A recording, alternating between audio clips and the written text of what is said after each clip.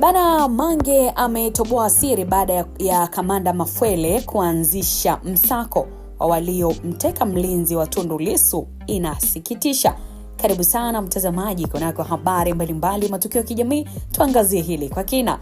Mnamo Mei 21, 2026, ambayo ni siku ya jana, jeshi la polisi kanda maalum ya Dar es Salaam limethibitisha kuanza rasmi kwa uchunguzi na msako wa kuwabaini watu wanaodaiwa kumkamata David Joseph Mghanja maarufu kama Jumbe katika mazingira yaliyozua haruki kubwa kwa wananchi pamoja na watumiaji wa mitandao ya kijamii. Tukio hilo lilianza kuripotiwa tangu usiku wa Mei 20 baada ya taarifa za kusambaa zikieleza kuwa Jumbe alichukuliwa na watu wasiojulikana waliokuwa hawajatambulisha ama kujitambulisha katika eneo la Bunju jijini Dar es Salaam.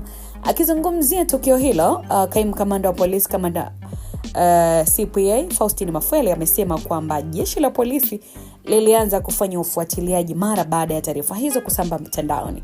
Lakini pia amesema kwamba katika uchunguzi wao walifanikiwa kulipata gari aina ya Toyota Wish lenye namba za usajili T609 DTD rangi nyeusi ambalo linadaiwa kuwa mali ya Alan Elisonguo Macha.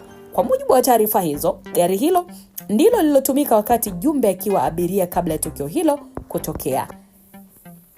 CPA Mafwele ameeleza pia kuwa baada ya juhudi za ufuatiliaji kufanyika, David Jumbe tayari amekwisha kupatikana akiwa salama, huku uchunguzi zaidi ukiendelea ili kubaini waliohusika na tukio hilo pamoja na sababu ambazo zilisababisha kufanyika kwa kitendo hicho. Polisi pia wameeleza kuwa hatua kali za kisheria zitachukuliwa dhidi ya watu wote waliobainika kuhusika mara baada ya uchunguzi kukamilika.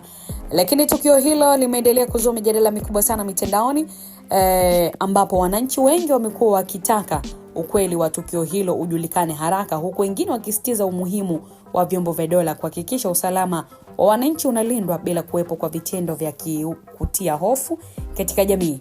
Lakini pia jeshi la polisi limewataka wananchi kuendelea kutoa ushirikiano kwa kutoa taarifa ambazo zisaidia uchunguzi huo ili ukweli uweze kubainika kwa haraka zaidi.